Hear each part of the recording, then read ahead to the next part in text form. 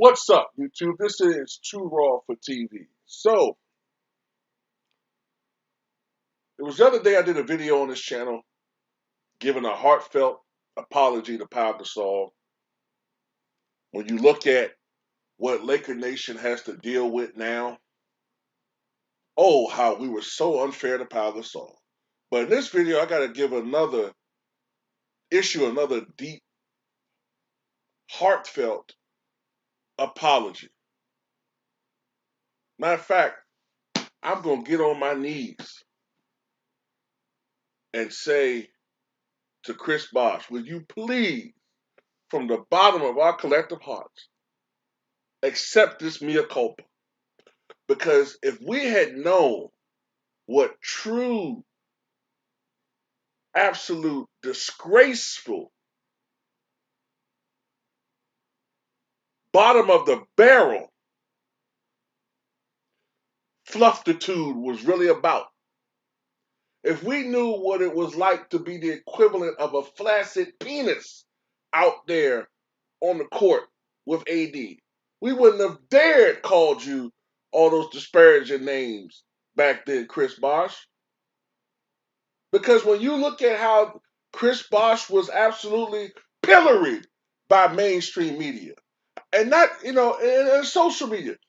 Matter of fact, mainstream media was tougher on Chris Bosh than they are on Anthony Davis.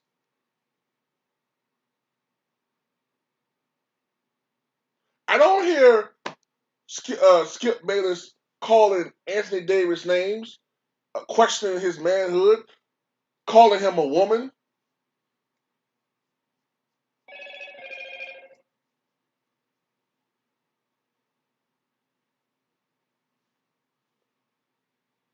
Chris Bosh was a power forward.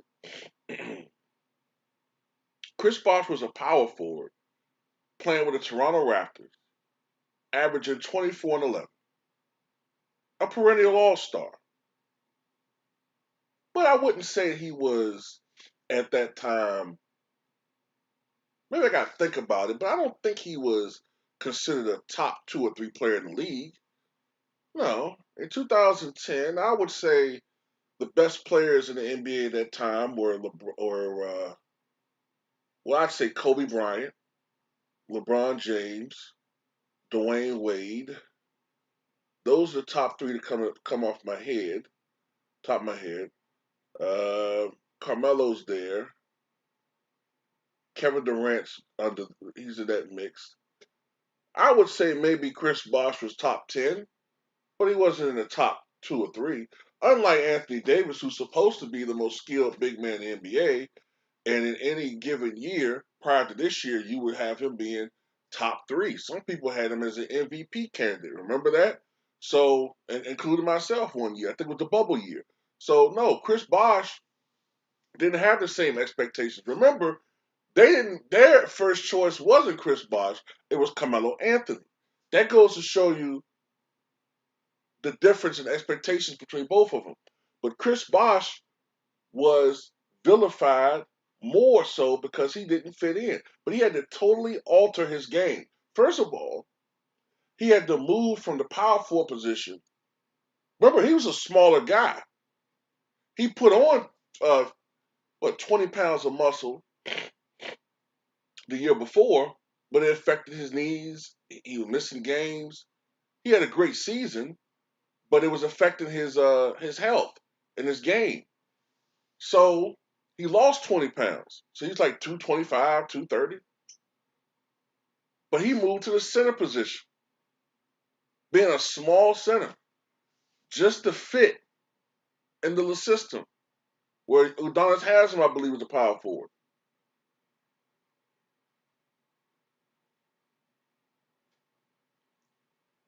So he had to be a stretch 5. So he had to expand his range, become a 3-point shooter, which he wasn't before, not really. And he was expected to bang on the boards, even though he's only 6'11", 6'10", 225, banging with these bruisers down low. People are saying, oh, this man's soft. Skip Bayless called him Bosh Spice. people making memes, insinuating he was gay and shit. You know, he got a lot of abuse, but he totally altered his game and persevered. And he was a big factor in the two championships that Miami did win. Now, when LeBron James got up out of there, because as I said before, LeBron James saw Wade was getting along with the truth, getting along with the tooth, and he bailed his ass back to Cleveland. Yeah.